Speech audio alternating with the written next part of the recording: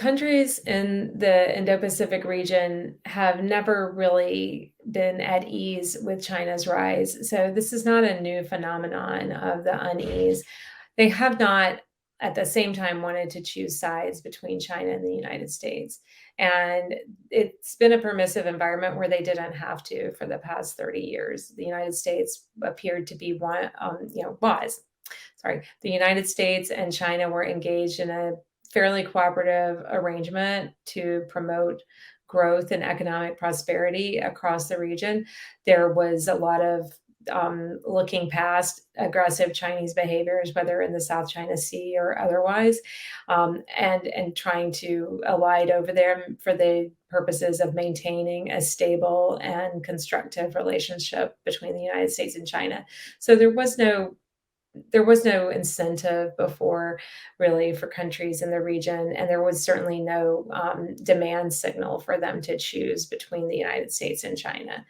Um, that has all changed, and I believe that there is now a very clear recognition, or there has become a very clear recognition within most of the United States foreign policy infrastructure that we do need to take a different approach to China, that the previous engagement approach was not yielding the results that we had hoped for. And as a result of that shift that has taken place in the last 4 years, it has put countries in a position where they are more or less being pushed toward making a choice. Many countries continue to resist that in the Asia Pacific, in the Indo-Pacific region. They do not. Most countries would prefer not to have to make a choice between the United States and China. They live in the neighborhood with China. They do a lot of economic activity with China, and they don't want to be the focus of Chinese attention in a negative way, for sure. And they look at the United States. Kind of starting to move in this direction with a lot of trepidation.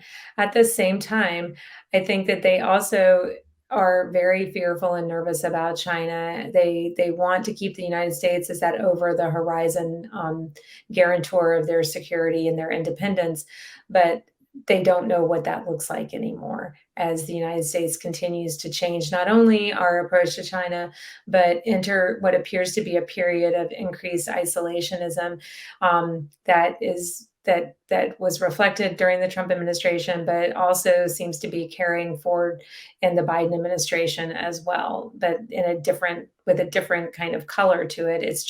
But it is still rooted in a isolationist impulse that is found within both major American political parties. So I think that when I talk to strategic planners in the region, they are very nervous about all of this.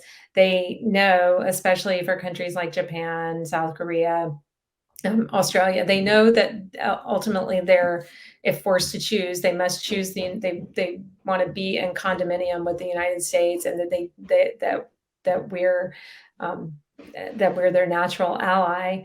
At the same time, because of questions about our staying power and our leadership, they do have serious concerns, and they're trying to figure out the way just like everybody else.